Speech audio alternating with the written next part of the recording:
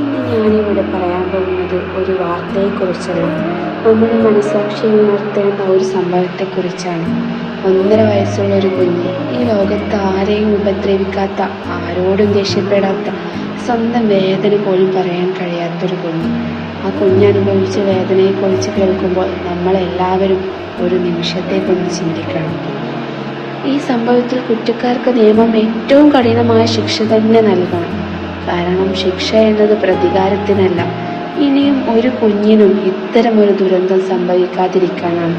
ഒരു സമൂഹത്തിൻ്റെ യഥാർത്ഥ ശക്തി അതിലെ ഏറ്റവും ദുർബലരായവരെ എത്രത്തോളം സംരക്ഷിക്കുന്നു എന്നതിലാണ്. പക്ഷെ കുറ്റക്കാരെ മാത്രം കുറ്റപ്പെടുത്തിക്കൊണ്ട് നമുക്ക് മാറി നിൽക്കാൻ പറ്റില്ല.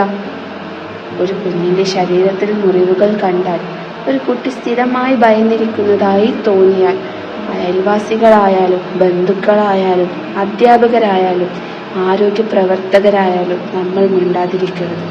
അത് അവരുടെ കുടുംബകാര്യമെന്ന് പറഞ്ഞ് കണ്ണടയ്ക്കുന്ന ഓരോ നിമിഷവും ഒരു കുഞ്ഞിൻ്റെ ജീവിതം അപകടത്തിലാവാം.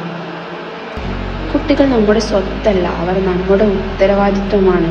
അവർക്ക് സുരക്ഷിതമായി ജീവിക്കാനുള്ള അവകാശമുണ്ട്, സ്നേഹിക്കപ്പെടാനുള്ള അവകാശമുണ്ട്, ഭയമില്ലാതെ ചിരിക്കാനുള്ള അവകാശമുണ്ട്.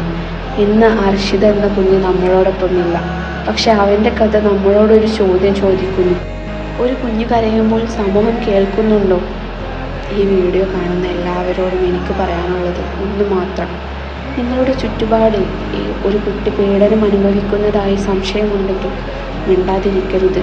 ഒരു ഫോൺ കോൾ, ഒരു പരാതി, ഒരു ഇടപെടൽ, ചിലപ്പോൾ അതൊക്കെ ഒരു കുഞ്ഞിൻ്റെ ജീവൻ രക്ഷിച്ചേക്കാം. കുഞ്ഞുങ്ങളെ നമുക്ക് സംരക്ഷിക്കാം, അവരുടെ ശബ്ദമാകാം, അവർക്ക് വേണ്ടി സംസാരിക്കാം.